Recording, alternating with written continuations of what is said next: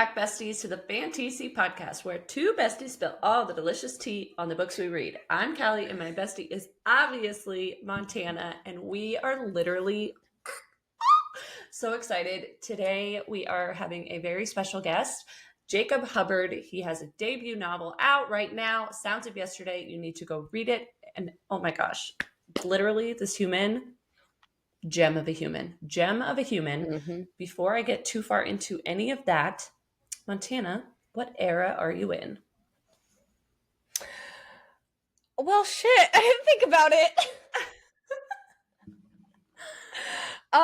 Okay, you know what? I'm torn between two. I'm like a 1989, but I'm also a Reputation. Like, you know, my two go-tos, right? Like, I'm kind of feeling like a little classic, but I'm kind of feeling a little bad bitch. I don't know. We're just here. We're vibing. What era are you in? Okay, I think I'm either. No, I think I'm a Midnight's era right now. Yeah. Oh, Yeah. okay. You I feeling a think little so. saucy? My second, yeah, I am. My second would be Tortured Poets Department, but I don't really feel that in my feels. So I'm more of a Mm-hmm. Midnight's. But there's like, Okay. there's a couple on there that I'm like, ooh, yes, right now. Yeah. Like the That's where I'm at. bangers that you're like, it still hits the Yes. feels, but it's not like I'm Still, crying on the floor to Black Dog. no, that's the part I'm skipping today. I don't know. I think maybe earlier today, like it was kind of rainy this morning and it's supposed to rain again. I think like earlier I probably was, but now I'm like Florida. Boom, boom, boom. Yeah. You're welcome. And my whole Like, brain is, you were driving the getaway car. Getaway car. These are polar opposites here. I know. I love this. It's fine. It's fine. Oh my gosh. Oh my gosh. So I'm just thrilled for this. I am too. I am so excited. For those of you that do not know, I happened to attend the Tucson Festival of Books back in March, and it was so much fun. And I had the absolute pleasure of meeting Jacob and learning all about his book, which led me to reading it. And I'm like, Callie, read this book. All the things, Yep. right? Just an absolute wonderful human. Now, we will say, before we jump into this episode is pretty full of spoilers. So if you want to read the book with no spoilers, stop here, read it, come back because you won't want to miss the episode. It's going to be phenomenal. Definitely watch this one. Listen to this one. It's so good. Yes. Also, we are going to put a trigger warning on this episode. I know this isn't something we've really ever done before, but obviously your mental health matters. It should come first. We will be talking about mental health struggles, pandemic isolation back when, coronavirus was the big scary baddie of the world. Pandemic isolation, internalized ableism, childhood trauma.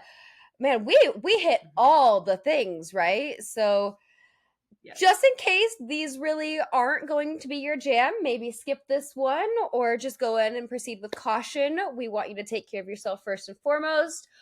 Keep that in mind. And without further ado, please help us welcome Jacob Hubbard. Yay. All right, friends, please help us welcome our new bestie, Jacob Hubbard, author of Sounds of Yesterday. Hi, how are you? I'm great. Thank you for having me. I'm glad to be here, for sure. Yay. We're so excited. Thank you so much for joining us. Before we get too in-depth about everything, just tell us a little bit more about yourself. Yeah, sure, absolutely. Well, so my name is Jacob Hubbard. I am a writing teacher from San Diego State University. I teach technical writing and business writing as my main profession. I am also neurodivergent. I grew up in the special education system in the 90s and 2000s and all that stuff. I was diagnosed as a kid with Asperger's and also they call it autism now. And a lot of that has influenced my approach to writing and my own worldview and all that stuff. So that's a little bit of who I am as a writing teacher, as a neurodivergent person, and just straight up regular Joe Schmo. Not regular. Amazing. You're doing so many amazing things. Okay. Absolutely. All right. So something we do on the podcast, and we hope that you'll enjoy this because we know that you also really enjoy music, but something we always do, and it's just something silly. We're like self-proclaimed Swifties. I So love we music. always ask each other, like, if you were to put your day, your mood Mhm. currently, whatever, into a Taylor Swift era, what era would you be in? Oh man, I had to think about this one. I would say 1989. I love that album so much. It's like my favorites. That's I my mean, album. mhm. Montana's every single time. I think That's I'm a like little my biased. go-to. I was born in '88, so and Taylor Swift is around the same age as me, so there's Yeah. some bias there, I will admit, but it's an overall really good album. Mhm. It is a phenomenal album. I mean, like Callie said, self-proclaimed Swifties, we love all the albums, but that one is a personal favorite of mine. Mhm. So I totally get it. We're in that same ballpark. Mhm. So obviously, you had your debut novel Thank release, you. Sounds of Yesterday. A phenomenal read. Absolutely Thank loved you. it.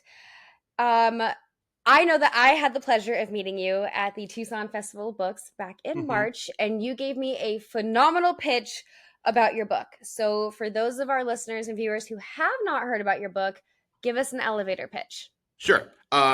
Sounds of Yesterday is a breakup story. It's told from the perspective of an autistic person. Now, to be a little bit more specific, it's a character-driven exploration of love of a love story between Rob and Anna. They're a couple whose relationship takes place over the course of 5 years during the backdrop of the COVID-19 pandemic. It's a heartbreaking story about love, loss, and empathy. What happens when people bring unresolved traumas and emotional baggage into a relationship, and how we struggle to come to terms with grief in a neurotypical world that dictates the quote unquote proper ways we are supposed to grieve. That's the elevator pitch version of what the story's about in a nutshell. That's It's good. perfect. It's a great book. So, if you Yeah. guys haven't read it, do it. Do it Yes. now. Mhm. And I So love writing it. Oh, Good. that's the best part. What inspired you to write this story? Oh man. Well, I'm gonna try and explain what drove me to write it without crying. So I'm gonna do the best I can. We cry all the time on the podcast. It's Don't totally cry, fine. then we'll So cry. Yeah. I Well, go actually ahead and always been cry, wanting to but we'll write. cry with you. Sure, of course. So give you a little bit of context first. I actually always wanted to write, even when growing up. I wrote stories when I was a kid. I wrote even novels that were handwritten short stories. I've attempted a novel in the late 2000s, early 2010s. Didn't work out, basically. And I kind of just gave up writing for a while. Then in 2017, I met a person who would inspire the character of Anna from the novel Sounds of Yesterday. And then that relationship ended in May 2022, and I was grieving, and I just decided to write, and I didn't know where it was going. I didn't have an idea of an end game with it. I just wrote as a way to process what I've been with her for those 5 years, and a lot of what Sounds of Yesterday is, it's basically my goodbye letter to her, because I spent 5 years with her, and I wanted to remember her. And I wrote that book as a way to help remember her, Yeah. It's my goodbye letter. Oh, I know. I'm like, I'm okay. together.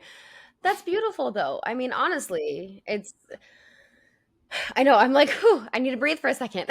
I know it's hard. I did the best I can not to cry, but that was like what's prompted me to write it, because Yeah.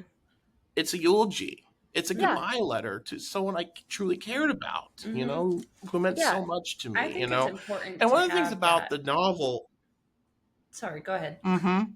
yeah, no, you're good. I was about to say, like, I wrote it as a way to start grieving the end of a relationship, and it just turned into like, me processing trauma I went through when I was growing up in special ed, and the whole novel is about like what does a breakup do that reopens that unresolved trauma and insecurity, because I mean, and this is a little bit of a spoiler warning, just real quick. The novel itself dives into how the breakup between Rob and Anna breaking up with Rob, reopen all that unprocessed educational neglect and bad upbringing in special education, and unresolved feelings about all that, how that Sure. experience for made him internalize a lot of ableistic attitudes about himself as an autistic person, essentially. And that's what the novel explores how two people from two marginalized backgrounds, with Rob being autistic, Anna being Asian American, and how her upbringing influenced the type of emotional baggage she brought into that relationship, and how the novel explores what happens when we have these unresolved emotions, Mhm. Yeah. I mean, how you're explaining it, it's just making it all come back because I read it a couple months ago and it's like just hitting fresh all over again. I'm like, okay, ouch. When I tell you I cried, I freaking cried. And I know I had told you that, but I'm like, Mhm. nope, I was so unwell. Mhm. And it was just beautifully written because it really does come from the heart. And I think that your readers will really appreciate that. Mhm. So to dive a little bit deeper into the actual story, give us a little bit more insight on exactly who Rob is and who Anna is. I'll start with Rob. So Yeah. Rob is basically a fictionalized version of who I am as a person. So I make no qualms about that. I don't hide that or sugarcoat that. Mhm. I show Rob is an autistic, traumatized individual who grew up in a version of special education that focused a lot on behaviors and trying to maintain what's, neurotypical behavior, essentially. And that affects the way you see yourself as a person, how this Mhm. stuff affects your mental health, affects the way you see the world, how it makes you be hyper aware of how people are viewing you as a person. So that's who Rob is. He's a person who loves music. Music is an important part of his worldview, and how he interacts with the world, how he sees himself, and stuff. But he has a lot of trauma that he never processed from all that upbringing. Now, for those who don't know what being in special education is like in the 90s and 2000s, a lot of that time was spent on, you know, being more focused on behavior rather than the mental well-being of a person. So there was a lot of instances of like neglect. There's a lot of like educational, like being held back a lot, being seen as like not capable of whatever you want to be in society. So that's the kind of person that Rob is. He comes into this world where even though he's successful, he's a teacher, he loves music, he has a love for music, he likes to tell dad jokes like I do. He has that unresolved trauma that he just never processed until the breakup with Anna, forces him to confront that. And that's what the novel explores. So anyway, so moving on to Anna. Anna is Asian American. That is an important part of her background, of her characteristics. So a lot of that influences the way she is introverted. She tends to bottle things up. She's a person who expresses love, not necessarily through words, but through actions mostly. And she, throughout the whole story, I mean, she clearly loves Rob. She spends a lot of time with him and all that stuff. But then we get little glimpses and pieces of who she is, like her background with her overbearing mother, little bits of her verbally abusive father, and all that stuff, and how she influences her need for independence and all that stuff. And you know, because of that pressure, again, this is a common with a lot of like Asian American families, where they're kind of pressured by their families, especially first generation Asian American women who were brought up by immigrants from China, for example, who they focus a lot on, like, say, status and wealth and all that stuff, all at the expense of their mental health and all that stuff. So that's the kind of character Anna is, and why I focus so much on trying on her a little bit, because again, her background is like focusing on honor, wealth, status, and all, just being a first generation Asian American woman from a family of immigrants, essentially. So that's who Anna is in a nutshell, essentially. So when you take these two characters, Rob and Anna, they have these two different backgrounds. They're kind of like mirrors of each other in terms of how they relate to each other, in terms of mental health struggles, how they try to navigate those struggles. They kind of serve as kind of mirrors of each other in that context. Absolutely. So if we're diving into what you were talking about, everything that Rob experiences, can you elaborate for our listeners, like what exactly you're talking about when it comes to neurodiversity and why is that important, one, in our society, and then two, to the book? Sure, absolutely. I think it's important to first define what we mean by neurodiversity, and then we can go into there.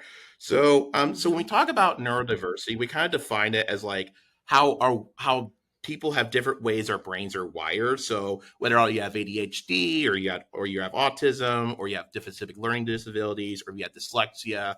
When we talk about neurodiversity, it's more of an umbrella term that describes all the diverse ways our brains are wired, because like the way, because and that's important because not everyone perceives the world differently. Like how, for example, we have different diversities in terms of sex, gender, race, and class. We agree on that, but there's also a diversity in how our minds are wired. Basically, our brains are wired essentially. So like we don't always see that. That's like an invisible diversity.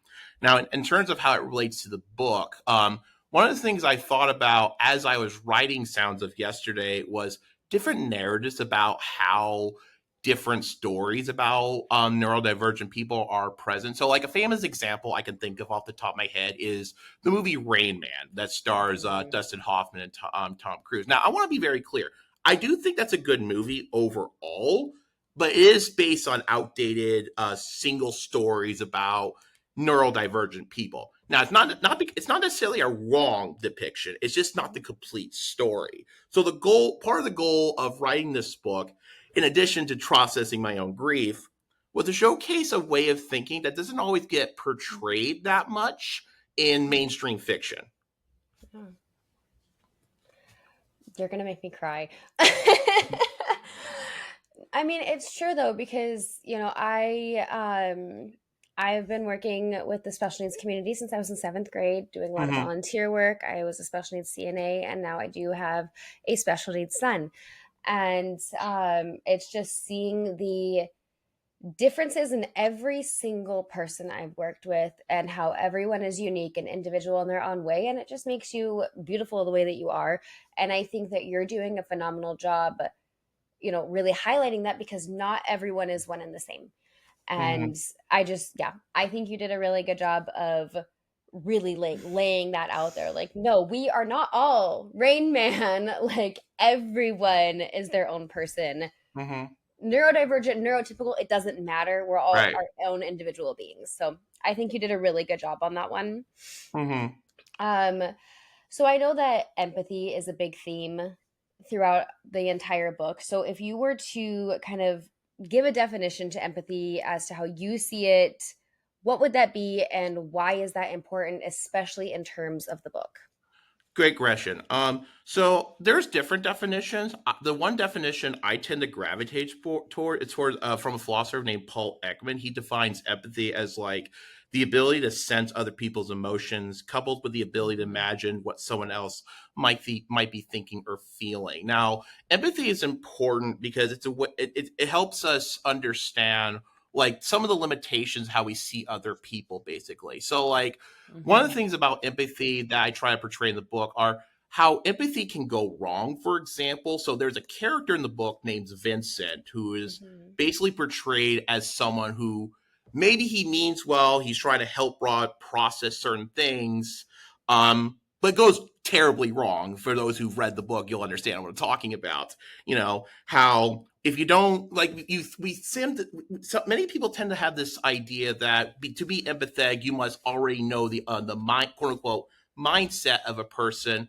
But empathy also requires you recognizing the limitations of your understanding of other people, because realistically, it's not always possible to know 100% what goes on in someone else's mind, basically. So, like, to use Rob as an example, if someone were to say that Rob is one way, but they don't really understand what goes on in his head, are they really being empathetic? It's kind of like near the end when Rob comes to some sort of like epiphany of what Anna might have gone through throughout the 5 years he spent with her. Like her mental health struggles, her struggles with of her self-image and her all and self-esteem. Essentially, that's why he asked near the end, like, he's asking himself, have you, Anna, gone through the same thing I've gone through throwing up? And I don't really answer that question because it's really hard to answer that question. But the way it relates to empathy is that it's a way to like recognize we might not always fully know a person 100%, even if we spend like 5 years of your life with them, but you could still have like a sense that whatever they were going through, you should still be kind to them, and try not to demonize them, even in the aftermath of heartbreak. Absolutely. So,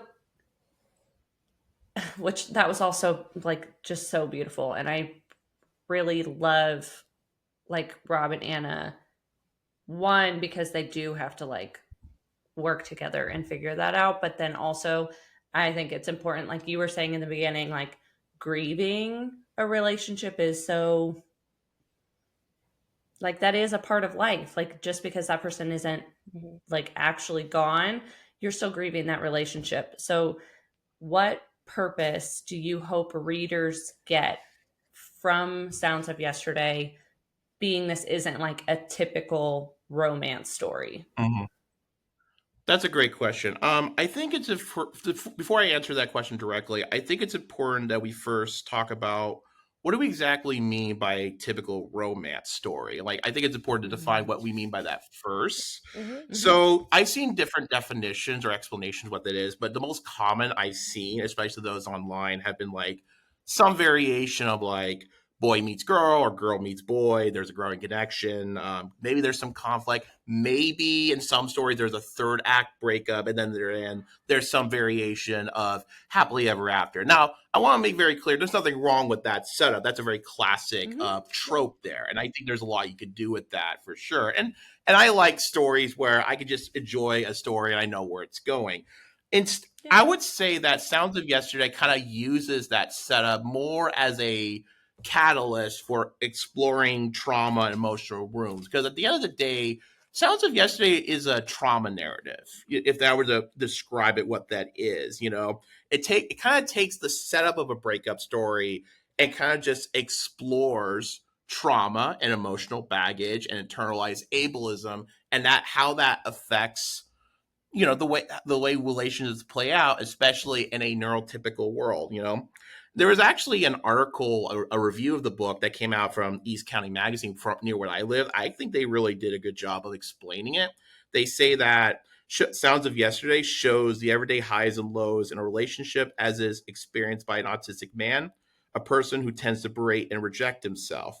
This book vividly shows a couple struggle to love one another until life crushes itself, crushes one of them, basically. So it's just showcasing how a lot of the unresolved emotions that we don't really resolve when we're younger, how that creeps up into a relationship, and then when it ends, why is that so hurtful emotionally? And that's what the book is trying to explore.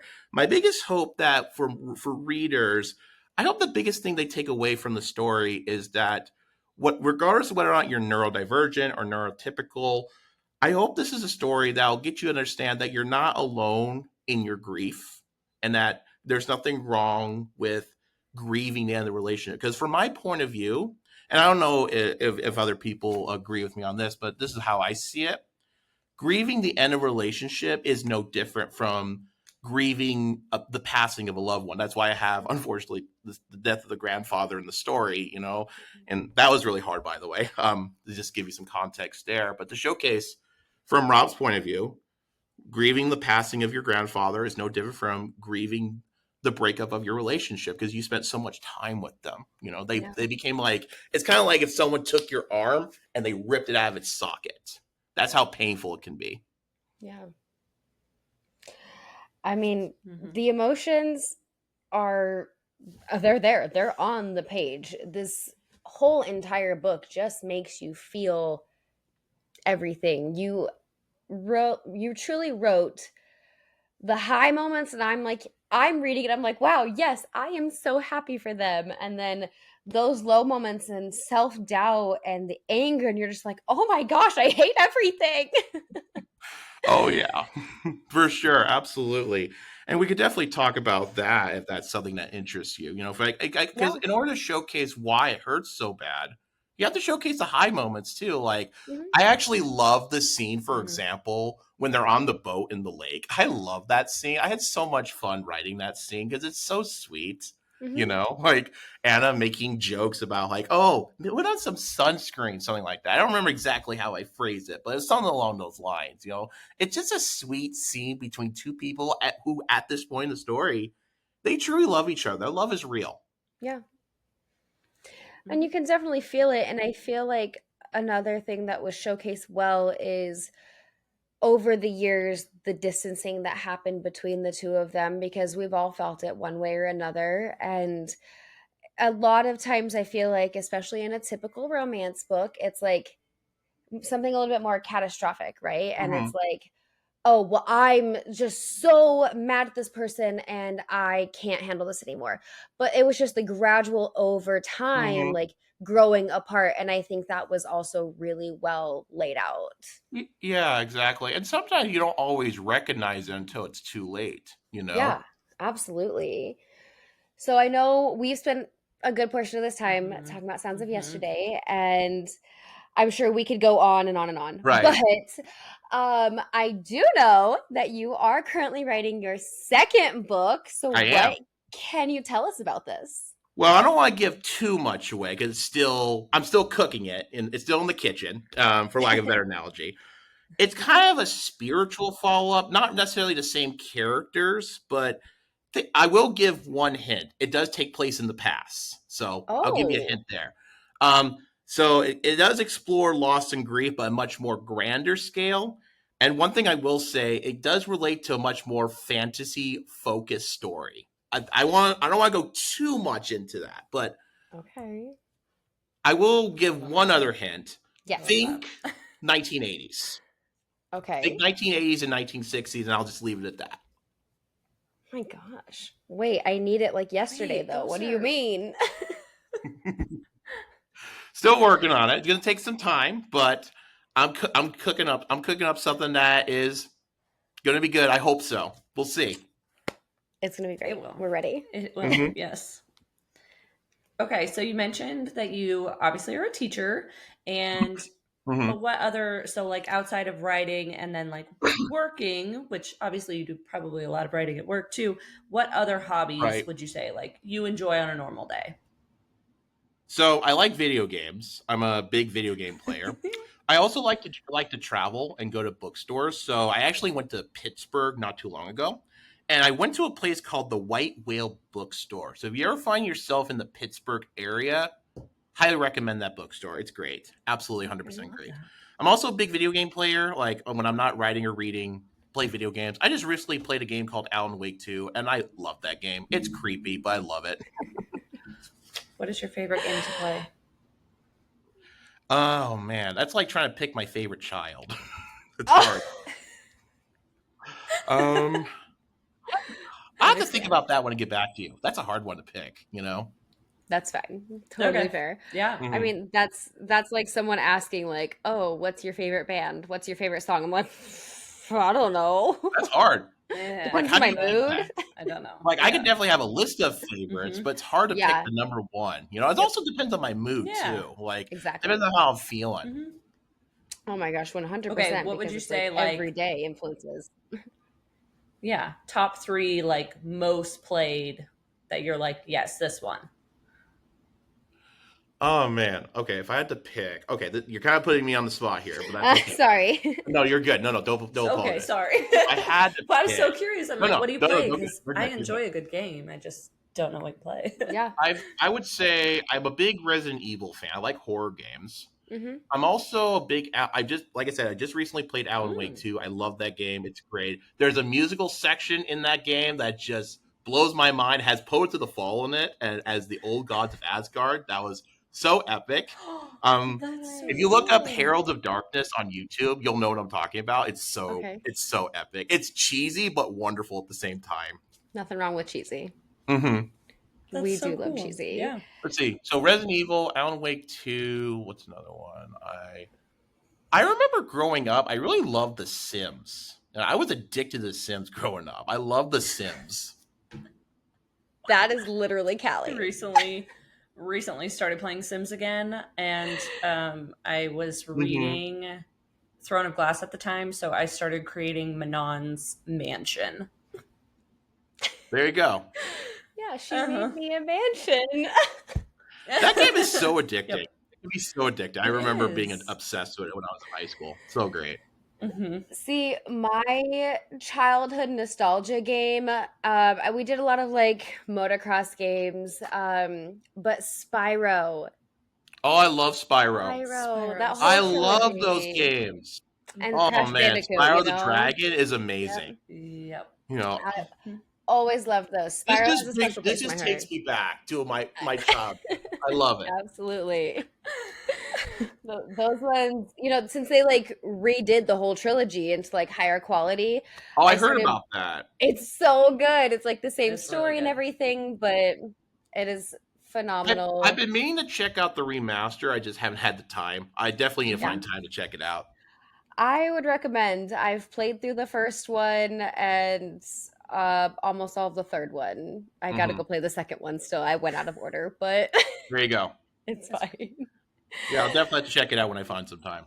It was so great. So obviously publishing Sounds of Yesterday is already a huge achievement within itself. Mhm. I mean, just kudos to you because that's already a huge step above what most people have done, right? Mhm. But we do know that since publishing the book, you've gone to many author events, you've gotten some awards. So, what achievement since publishing are you most proud of?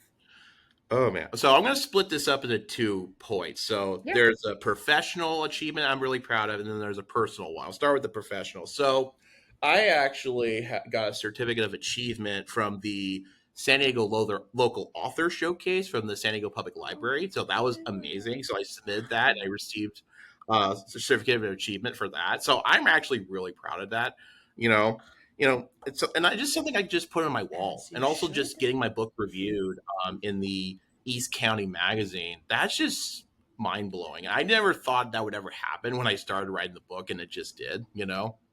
Like I said, when I started writing this book, I had no idea what was going to happen. It was because it's just been kind of like a wild ride. Yeah.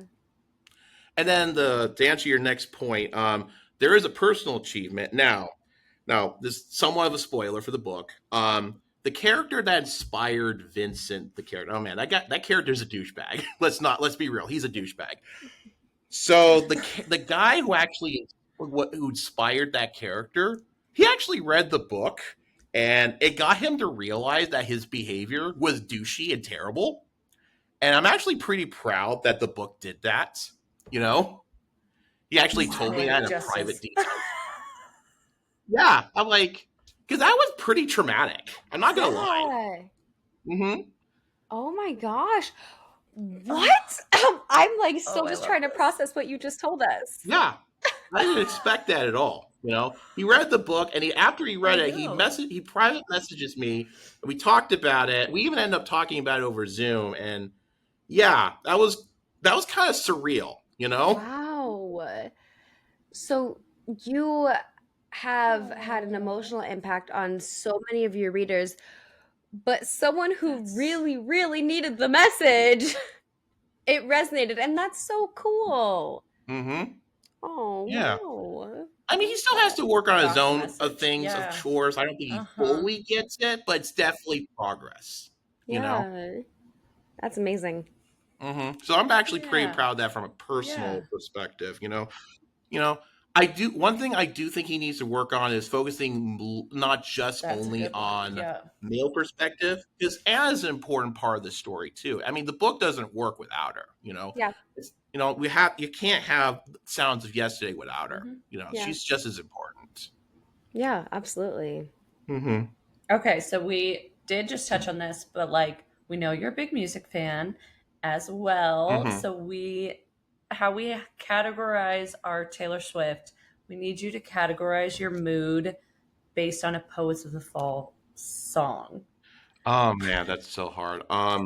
So the recent This is also album like they made that came out. Okay, okay, I'm gonna be a little bit of a nerd right now. Do it. So their last album that came out, it actually came out in 2022.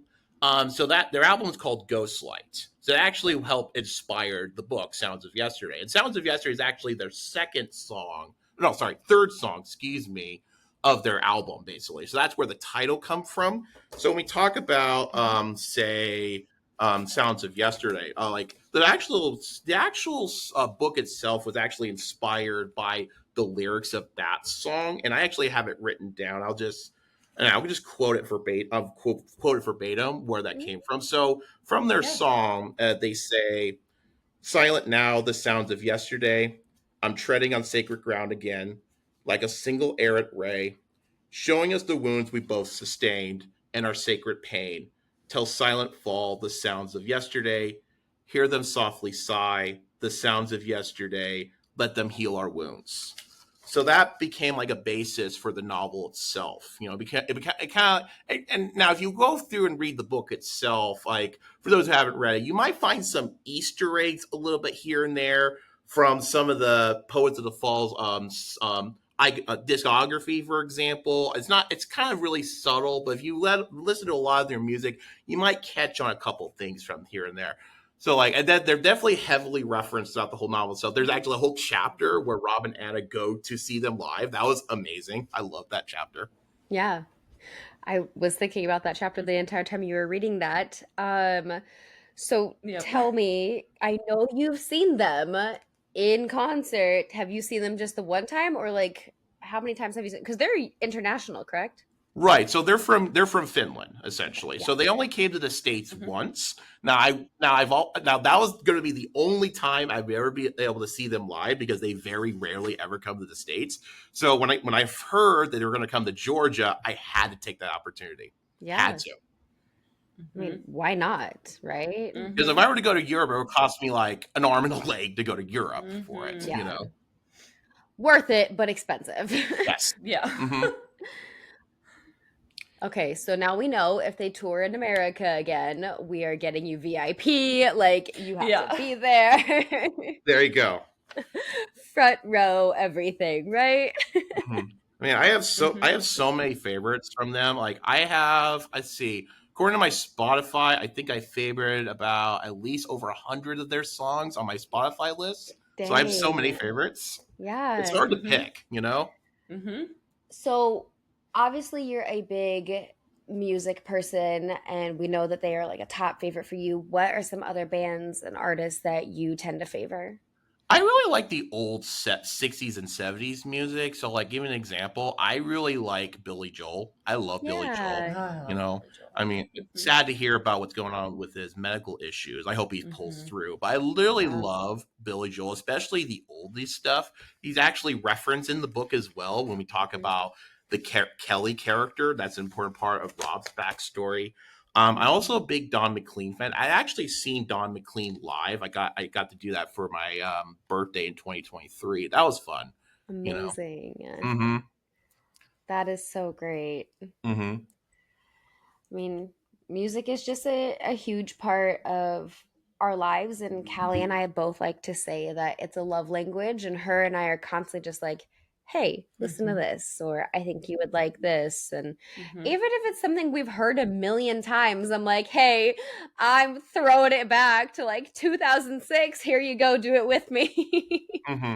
And also the thing about music too is that as I get older, I tend to favor more mellow type of music. I know when I was growing up, I was really big into like hard rock, like Rage Against the Machine, for example. But as I gotten older, I tend to favor a little bit more mellow stuff. I mean, that's just the downside of just getting older, you know.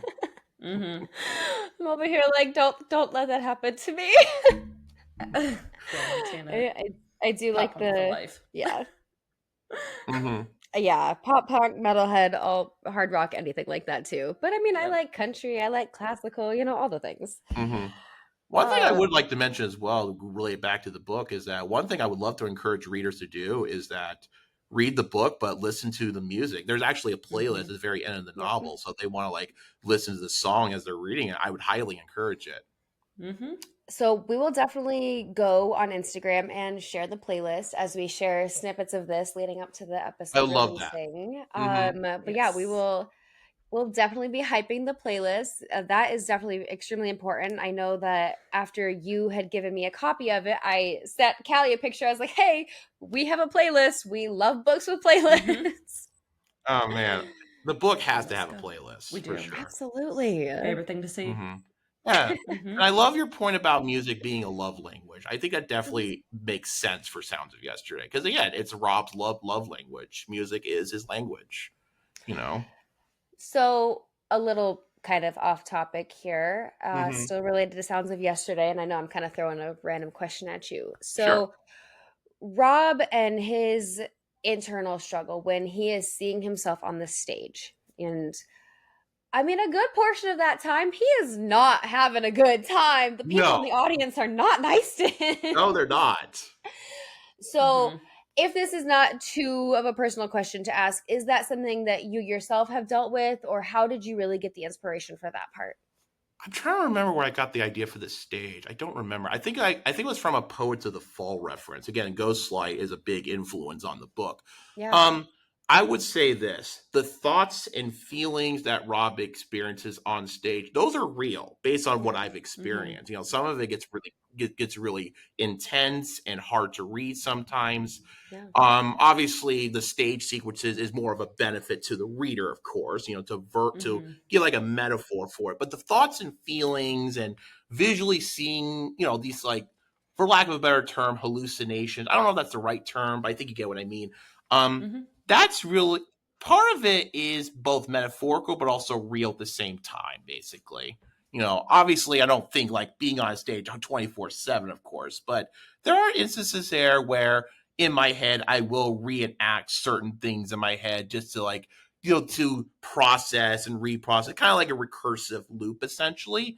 And the stage sequences is meant as a way to represent what goes on in the head, Rob's head. Mm-hmm. Mm-hmm.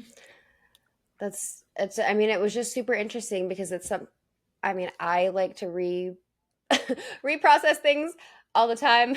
Yeah. Hmm. But yeah, just having that mental image, it's just another thing that you did so well when writing the book is it gave such a great mental picture the whole Hmm. time while Mm-hmm. reading, and you're just like, oh, okay, I can see them on the stage. I can see the audience and feel the tension, Hmm. or you know what, like Rob is finally snapping back and he's like, you know what, fuck you, right? And Exactly. it Mm-hmm. it was just so great. Yeah, and that's in a way also to build off of what you just said there. It's kind of like empowerment fantasy a little bit. Like he's Yeah. spent years of his life, with depression, anxiety, Mm-hmm. suicide ideation. There's a part in the book where he admits to Anna that he struggled with depression for a long time.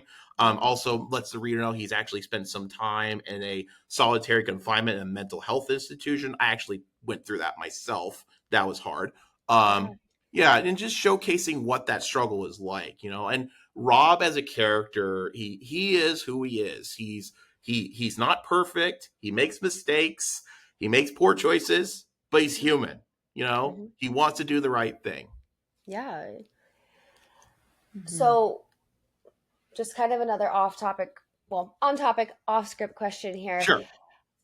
So obviously, being in your 30s now and growing up in the special education system, and now being a teacher, what are some of the differences that you're seeing in the special education system then versus now?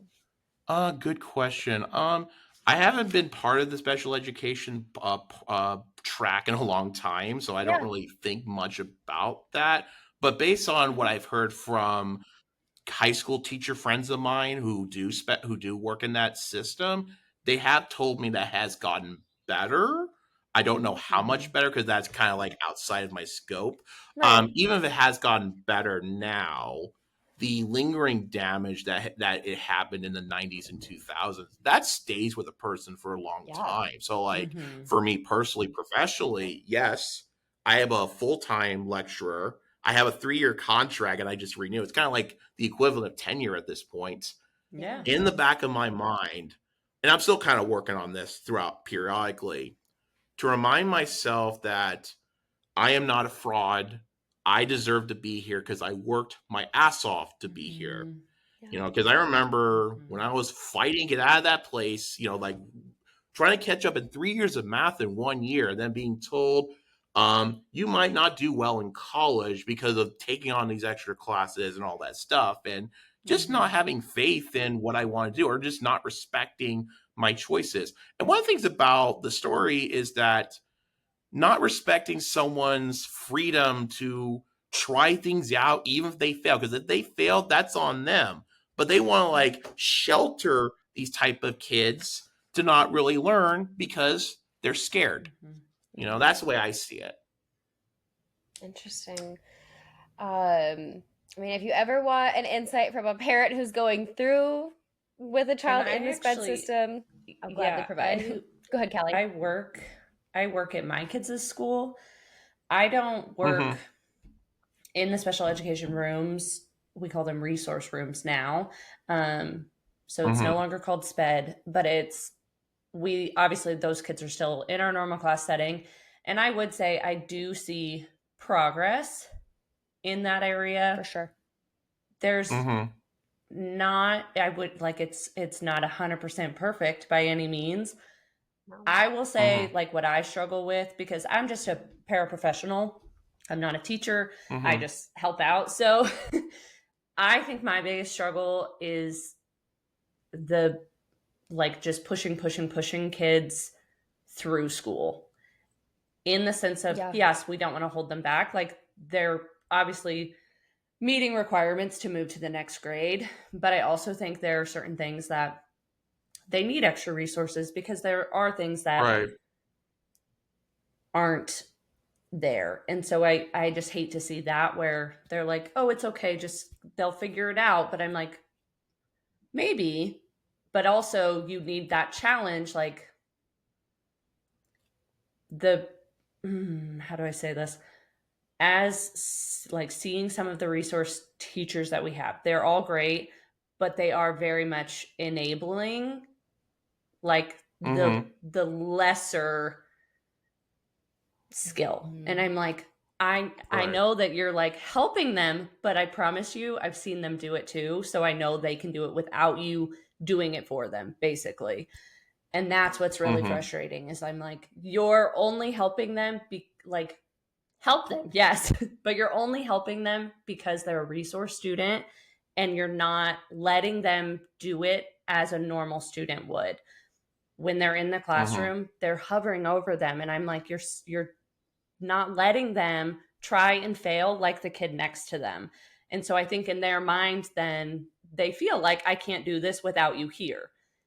That's gonna be what's hindering them in the long run, if that made any sense. Right. And also, just to add on to what you're saying there, it's basically teaching them to fear failure, essentially. And then in my case, and it was just a lack of fear that they proper can't do anything without you. Yeah. Yeah, because I didn't find out I was super behind in math until I was literally almost 18. And I was like, what? That was like a whiplash. Like, what the fuck? Yeah. And that was scary, because it forced me to like do so much work in wait 2 years. And I'm graduating. it's scary. Yeah, that's scary, and that's why the Kelly subplot, for example, is so important to understanding why Rob did what he did when he was younger. Yes, he got out of it. He fought back, but that lingering self-doubt stays with you for a long time, especially if you don't process it. And he didn't process it until Anna came in the picture. Yeah. Callie, I want to smack you for saying I'm just a paraprofessional, because don't even with me, paras are just as important. We my son is in the SPED program, and he has autism and he has epilepsy. I'm sitting here talking to Jacob, who is a teacher. They are. I absolutely love my job. I do.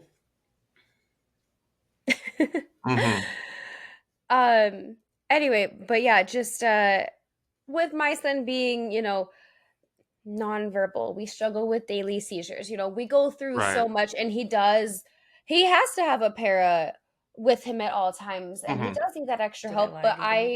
for our personal experience,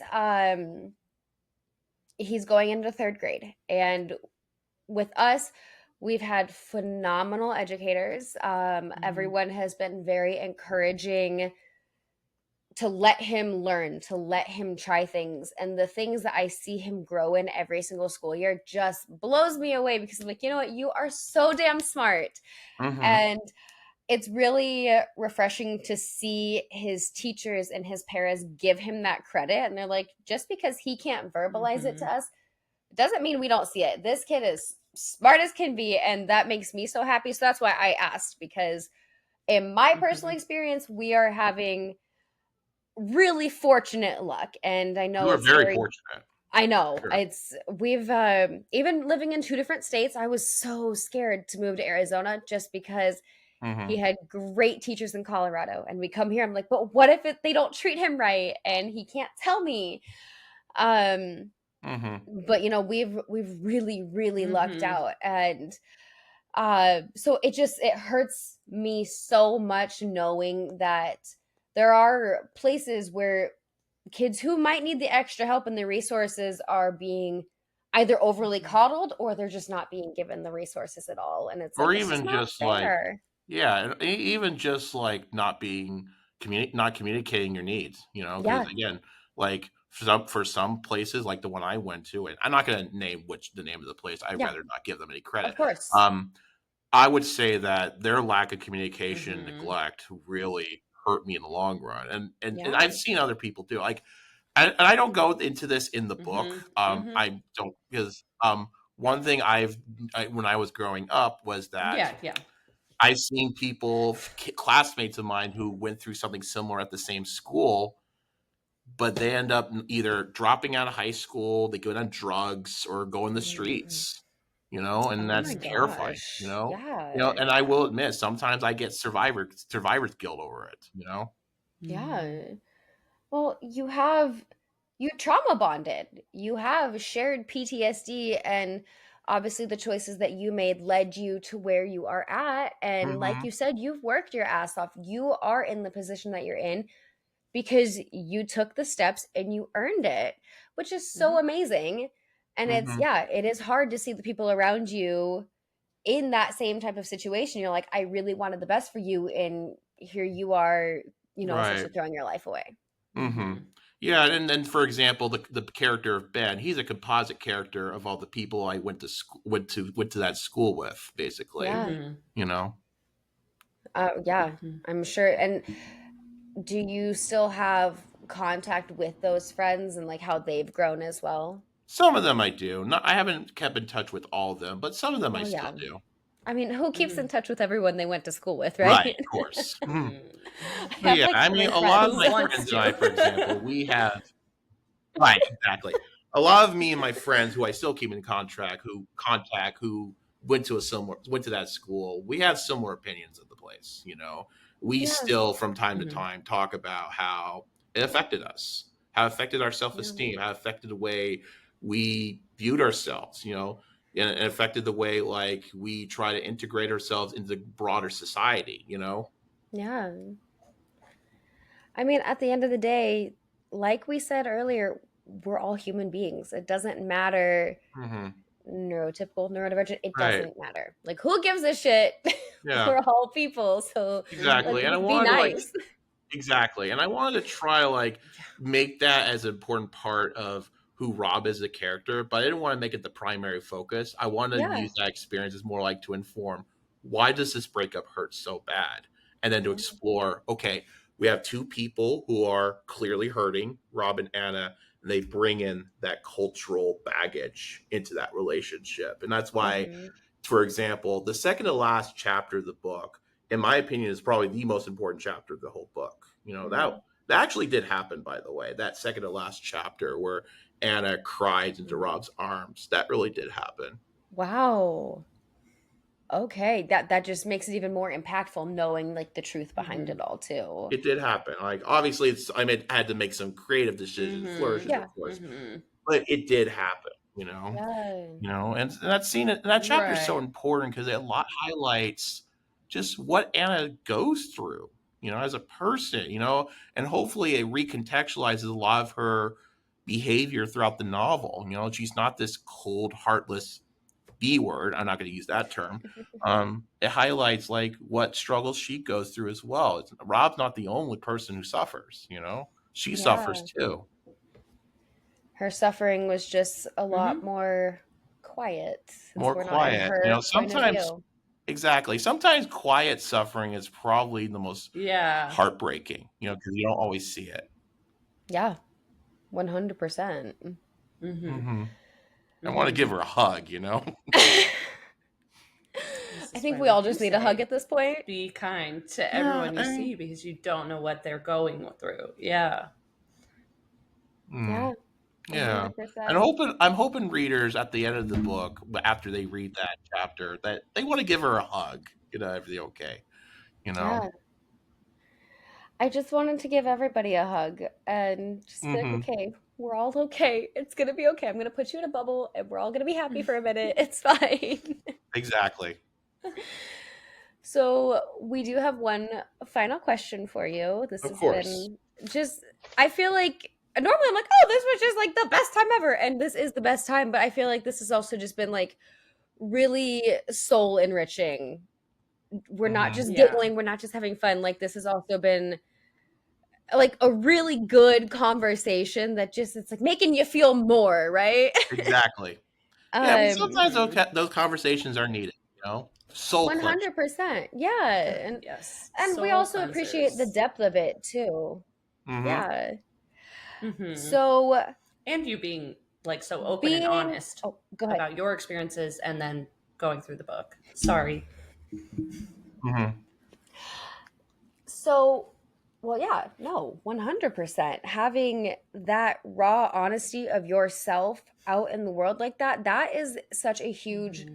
vulnerability, right? And then coming on here and just opening up to us so easily, it's I think it takes a lot of faith in yourself and emotional processing as well, just to get to that point where you can be like, hey, I went through this shit and Yeah. I put it out there and this is my heart and soul. Hmm. I just think that's beautiful. Yeah. And to me, it's my goodbye letter to her. You know. Yeah, and that's perfectly Mm-hmm. fine if that is what if that's what it took to get you to get those emotions processing and really heal yourself, why the hell not, right? Hmm. So being with the success that you Mm-hmm. have already had, I'm going to say being a very successful author, right? Hmm. Who is happens to also just be on the autism spectrum.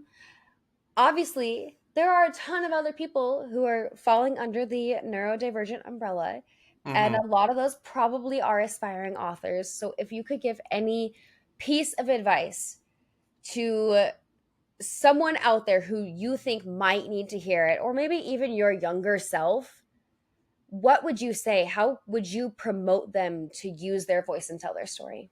Good question. I would just say, just go for it. Don't be afraid to just go for it. And obviously you're going to make mistakes along the way. You'll make some choices that maybe in hindsight weren't the best choices, but Yes. as long as you're going for it, just do it. You know, Yeah. I mean, if you have to do research, if you have to ask questions, just do it. Figure it out. You got this. And one the nice thing about today's society is become much easier. We have so much tools and resources available to us that makes it easier to just do it. We could just do it. Just do Yeah. it. Do the whole Shia LaBeouf thing. Just do it. That's exactly where my head was this whole time. I was like, don't let your dreams be dreams. Just do it. Oh, Just I'm do so glad we were it. on the same page there. Just do it. That was the best. Oh my gosh. Well, this is, like I said, this has been super, super soul enriching and still just so much fun as well. You Just do it. are a phenomenal I love human it. being, and it Need was everyone to hear so it. much fun just to sit down Thank you. It was so And much like I fun just said, I'm to. still learning as I go too, like learning how to like market the book, get it out there to readers, going to different festivals. It's a learning process for me, you know? Yeah. Okay, one more quick question. I know you just posted the updated list as to where you're going, Hmm. but for those who didn't see the post, where can our viewers and our You have been listeners doing expect so to possibly much. meet You are you? doing amazing. Oh, yeah. Thank you. So, at the time of recording this, I'm be going to the Detroit Book Fest on July 20th. I'll also be going to Printers Row in Chicago in September. I'll going to the Louisville Book Festival in October, and then Miami Book Fair in November, and then the Mesa Book Festival in December. Very cool. And then I will also do a book signing at a Barnes and Noble in Huntington Beach in August 2nd. Love that. You're going to be everywhere. Yep, just going where I can. Okay, well, now I'm going to have to try and plan in December to come see you again because Mesa's not far from me. I live 2 hours from Tucson, so I was not close to that festival, but we drove out there I had a anyway. lot of fun at that festival. I would definitely go again. I'm hoping to get it again next year, but we'll see. It's still the kind of the early stages right Hmm. now. Yeah, well, for sure, let me know because we'll be going next year. Mm-hmm. I just need Callie to move to Arizona already so Mm-hmm. she can go do all of these things too. But this has been an absolute pleasure. I seriously thank you so much I for had a joining blast. Thank us. you. Thank you for having me Good. on. I loved it. Seriously, anytime and whenever the next book is coming out, if you want to come back on and chat Yeah, about that one, let yeah, us know. still working on that. I don't know Thank when. I don't have a you. deadline when that'll be Yeah, done, but we're working on it. You know, it takes time. yeah, that's okay. It doesn't matter. Whenever it happens, we will be here. If you ever want to come Thank you. on back on and chat, we would love to have you. Mm-hmm. Thank you. Well, Yeah. thank you. We really appreciate you spending your time with us. Mm-hmm. Thank you, Jacob. It has, Thank you. yeah, it's been an absolute pleasure for us. Mm-hmm. I loved it. Thank you so much. I would definitely come on again. Anytime. Hmm. You're always welcome. All right. Thank you again. We loved having you. We will chat soon. Absolutely. Thank you. Bye.